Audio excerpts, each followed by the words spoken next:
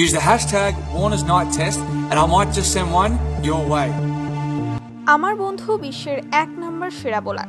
দর্শক, নেদারল্যান্ডসের বিপক্ষে মুস্তাফিজের অগ্নিছড়া বোলিং তাণ্ডব দেখে লাইভে এসে ডেভিড ওয়ার্নার ফিজকে নিয়ে প্রশংসায় ভাসালেন। আমার বন্ধুর মতো বোলার বিশ্বে একটাও নাই, তার মতো কাটার স্লো অন্য কোনো বোলার করতেই পারে না। আমি অনেক খেয়াল করেছি, ফিজ খেলার লাস্ট মোমেন্টে এসে যেইভাবে প্রতিপক্ষ ব্যাটারদেরকে বোকা বানিয়ে ডট বল করে এবং খেলার চাপের মুখে ফিজ অবিশ্বাস্য বোলিং করে দলকে জিতিয়ে দেন, সেটা আমার কাছে নয়, বিশ্বের সকলের কাছেই আলাদা একটা অনুভূতি, যেটা আমি বলে বোঝাতে পারবো না।